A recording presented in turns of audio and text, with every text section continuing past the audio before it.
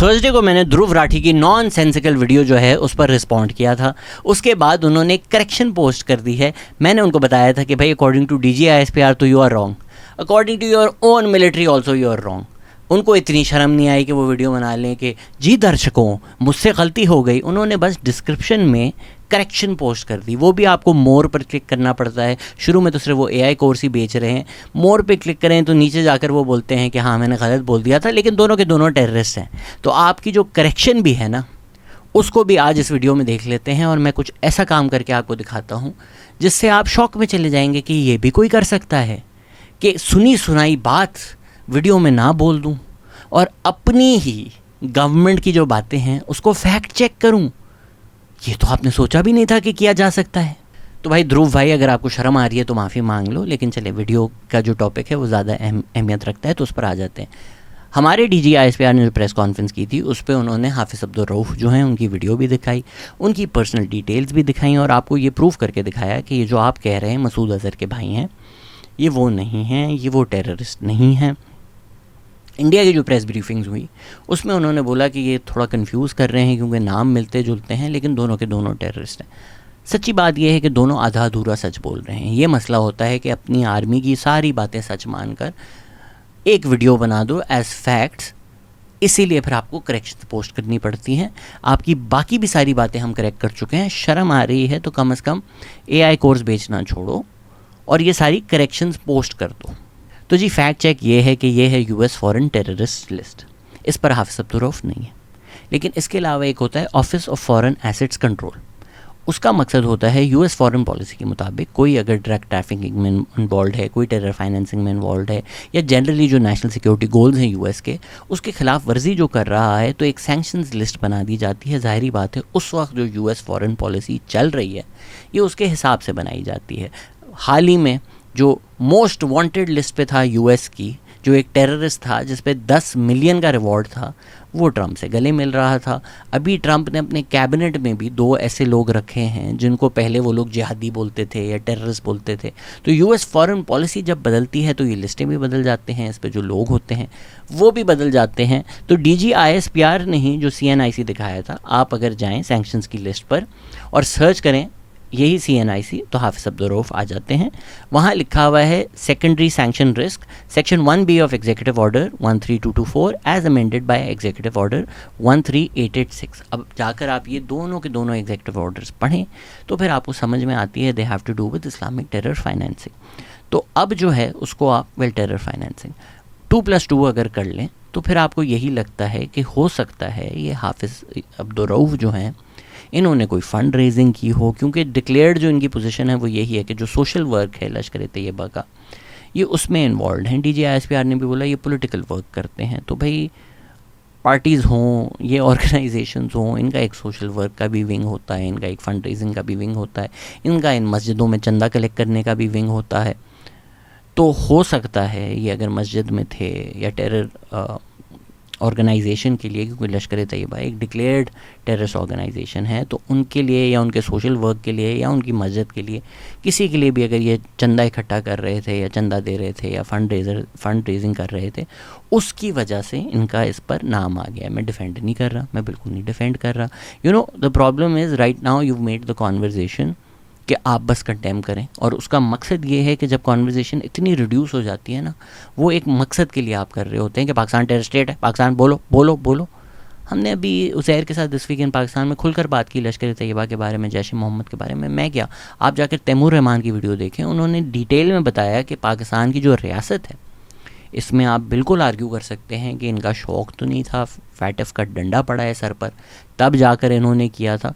ठीक है, मान लेते हैं हमारा बिल्कुल शौक़ नहीं था, बिल्कुल नेक नियति से नहीं किया, हमने इकोनॉमिक इंसेंटिव्स के लिए किया, लेकिन किया तो ना यार। तो ये जो हाफिज़ अब्दुल रऊफ़ हैं, अगर ये खुद इन्होंने कोई टेररिज्म किया होता है या टेररिस्ट एक्ट की होती तो टेररिस्ट लिस्ट पे होते हैं। सैंक्शंस लिस्ट पे होने का यही मकसद है कि कोई US बिजनेस जो है इनसे काम ना करे। I still think our army standing behind him, a person who's on the sanctions list, is bad optics. पर इसमें भी तैमूर रहमान की आई वुड हाईली रेकमेंड सब जाकर वीडियो देखें। वो जिस तरह अवेंजर्स असेंबल हुए थे ना थैनोस के ख़िलाफ़, उस तरह पूरे पाकिस्तानी यूट्यूबर्स ने मिलकर माशाल्लाह ध्रुव राठी का जो हाल किया है, तो उनमें तैमूर रहमान साहब का भी नाम है, सैयद मुजम्मिल की I think was the best video. उसमें उन्होंने सारे लिस्ट किए हैं कि भाई लश्कर तैयबा के ख़िलाफ़ पाकिस्तान ने क्या कुछ किया है। उन्होंने बोला इनके ख़िलाफ़ एक्शन लिया गया है, इनके लोगों को अरेस्ट किया गया है, उनके दफ्तर बंद किए गए हैं, हाफिज़ सईद को अरेस्ट किया है। पंजाब गवर्नमेंट ने तो ये भी बोल दिया है कि ईद के ऊपर आप इन ऑर्गेनाइजेशंस को चंदा नहीं दे सकते। पर इंडिया ने क्या किया, इंडिया ने पाकिस्तान को बॉम्ब करके हमारे स्टेट को वापस इन लोगों की बाहों में धकेल दिया। भाई देखें, at the end of the day India ने territorial sovereignty, international borders, international obligations, international resolutions, United Nation सब कुछ तोड़ ताड़ कर पाकिस्तान में आकर बॉम्ब किया। अब जयशंकर भी कह रहे हैं, उस वक्त जो उनकी ब्रीफिंग्स हुई थी उसमें इंडिया ने ऑफिशियली भी कहा था कि हमने पाकिस्तान को वार्न किया था, हमने बोला था ये टेररिस्ट कैंप्स हैं। तो आपको पाकिस्तान पागल लगता है? आप बोल रहे हैं कि पाकिस्तान के सारे एसेट्स हैं, हमने बोला था हम बॉम्ब करेंगे, तो पाकिस्तान पागल है? अगर तो पाकिस्तान को पता था आप बॉम्ब करने वाले हैं तो उन्होंने जो टॉप एसेट्स हैं वो तो मूव कर दिए होंगे। इसमें शुरू में खबर चली थी कि मसूद अज़हर के 10 फैमिली मेम्बर्स जो हैं वो मर गए हैं। वो न्यूज़ कहीं ना कहीं सप्रेस हो गई, कंफर्मेशन नहीं आ सकी उस न्यूज़ की, but it's most likely true. Again ये मैं आपको कंफर्म न्यूज़ नहीं बता रहा, based on all the evidence, based on some publicly जो आ चुके हैं बयान या वीडियोज़ आ चुकी हैं, या जो अब लोगों को इमोशंस रेस करने के लिए पॉलिटिकल कैंपेनिंग एक साहब जो कर रहे थे इस ऑर्गेनाइजेशन के, उससे लग रहा है कि ये सच है। रिगार्डलेस, आपने उसकी फैमिली के लोगों को मारा, आपने जनरल सिविलियंस को मारा, आपने बच्चों को मारा। बिल्कुल लोगों ने सही कहा कि यार आप सारा फोकस जो है वो एक कर्नल के बच्चे पे कर रहे हैं। इर्तिज़ा अब्बास तूरी पर 3-4 और बच्चे भी मरे थे, आपने उनका जिक्र नहीं किया, ये बिल्कुल फेयर क्रिटिसिज्म है। 4-5 बच्चे आपने मार दिए। तो आपको क्या लगता है कि पाकिस्तान की स्टेट जो है, पाकिस्तान की रियासत जो है, वो फ्यूनरल्स पर नहीं जाएगी, या इन फ्यूनरल्स पे पाकिस्तान के झंडे नहीं होंगे? क्योंकि आपने जंग कर दी है ना। हो सकता है आपके भी जो लोग हों, जो टेररिस्ट हों, जिनसे आपको नफ़रत हो, अगर तो पाकिस्तान उनको बॉम्ब करेगा, then to show that the state is standing with you, you have to go to the funerals. Was it bad optics for the world? Absolutely. क्या ये कंपल्जन बन चुकी थी दुनिया को दिखाने के लिए कि पाकिस्तान यूनाइटेड है, पाकिस्तान साथ खड़ा हुआ है? बिल्कुल है। और ये भी कि पाकिस्तान अब बदला लेगा, रिस्पॉन्ड करेगा। इसीलिए जो ये स्टूपिड तरीन आर्ग्यूमेंट है ना, आपने तो हम पे हमला कर दिया। भाई 4-5 बच्चे मार दिए आपने, और आप अपनी आवाम को उल्लू बना रहे हो कि अच्छा जी हम तो टेररिस्ट कैंप्स के, अच्छा जी वार्निंग दे रहे थे कि हम करेंगे, उसके बाद बॉम्ब कर रहे हो, उस बॉम्बिंग में बच्चे मर रहे हैं, और आप अपनी आवाम को बेच रहे हो कि आपने तो हम पर ही हमला कर दिया। So the discussion is not कि अच्छा जी हाफिज़ अब्दुल रऊफ़ एक अच्छा आदमी है या नहीं है। नहीं है, बिल्कुल अच्छा आदमी। मैं चलें आपको ये भी तस्लीम कर लेता हूँ कि सैंक्शंस लिस्ट पे इसलिए है कि वो लश्कर तैयबा को फाइनेंस कर रहा होगा, फ़ंड कर रहा होगा, या उनके लिए फ़ंड रेज़र कर रहा होगा, ठीक है। इससे जो आप केस बना रहे हैं ना कि ये तस्वीर जस्टिफाई करता है इंडिया का बॉम्ब करना, या ये तस्वीर ये प्रूफ करता है, प्रिंट आउट करके जो आप आ गए हैं, रणवीर अलाहाबादिया के जो शौक़ हैं, शुक्र करें उनको बचपन में उनके पास प्रिंटर नहीं था, वरना तो आपको पता है उनको बचपन में क्या देखने का शौक़ था। उन्होंने बार बार फरमाइश की कि भाई रोज़ देखूँ या एक दफ़ा ज्वाइन कर लूँ। शुक्र तब प्रिंटर नहीं था उनके पास, या तस्वीरें प्रिंट नहीं कर सकते थे वो। इससे जो आप केस बना रहे हो ना कि पाकिस्तान टेररिस्ट, देखा proof, hence proven Pakistan terrorist state है। इसीलिए बार बार I bring up Narendra Modi, this is बार बार आई ब्रिंग अप कि 2005 में अमेरिका ने, मैं आपको पढ़ के दिखा देता हूँ, mister Modi's existing tourist business visa was also revoked under section 212A2G of the immigration and national security act. Section 212A2G makes any foreign government official who was responsible for or directly carried out at any time particularly severe violations of religious freedom ineligible for a visa to the United States. The Ministry of External Affairs requested that the Department of State review the decision to revoke the tourist business visa. Upon review, the State Department reaffirmed its original decision. तो नरेंद्र मोदी का जो visa है उन्होंने revoke किया। उसके बाद India ने बोला सर फिर से सोच लिया, उन्होंने बोला फिर से सोच लिया, फिर से रिवोक किया। This decision applies to Mr. Narendra Modi only. It is based on the fact that as head of the state government in Gujarat between February 2002 and May 2002, he was responsible for the performance of state institutions at that time. The State Department's detailed views on this matter are included in its annual country reports on human rights practices and International Religious Freedom Report.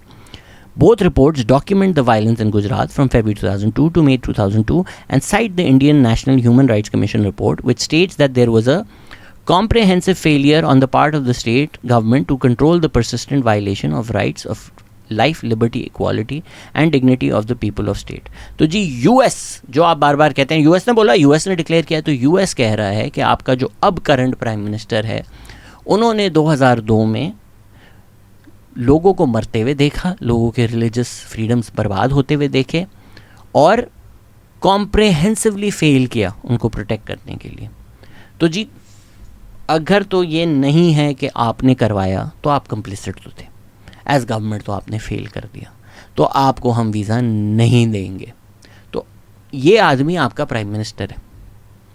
हमारा वाला तो ठीक है नमाज़ पढ़ा रहा था ना, क्योंकि वो मस्जिद का होगा, इमाम होंगे वहाँ पे मस्जिद के, तो उनसे नमाज जनाजा पढ़वा दी. Again terrible optics.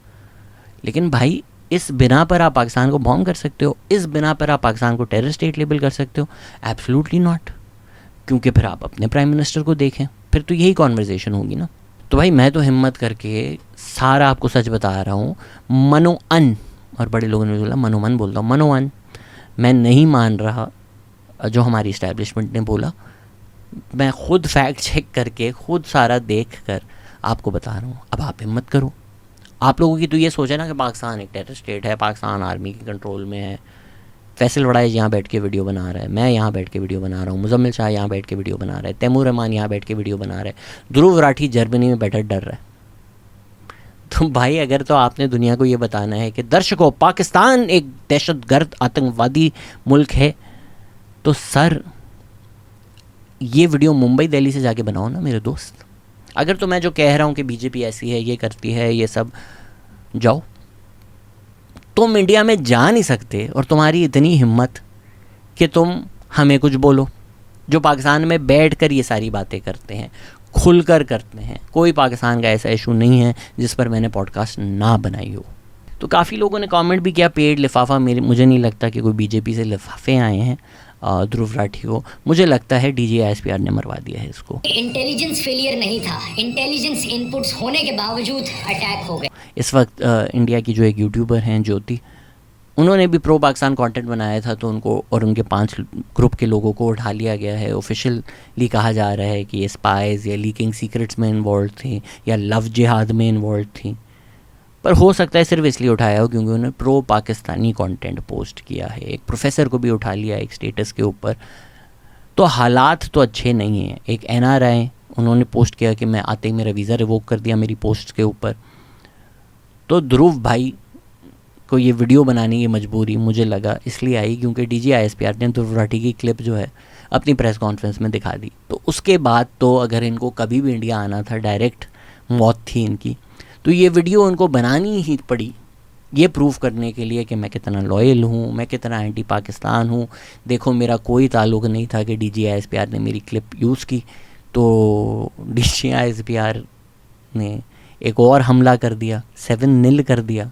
Dhruv Rathee की क्रेडिबिलिटी और करियर भी डुबा दिया. अगर उनकी वीडियो में जो सारी बकवास थी आप उस पर मेरा रिस्पांस देखना चाहते हैं तो यहाँ कहीं जहाँ भी यूट्यूब दूसरी क्लिप्स लगाता है वहाँ देख लें. और मेरे पास कोई AI कोर्स नहीं है बेचने को.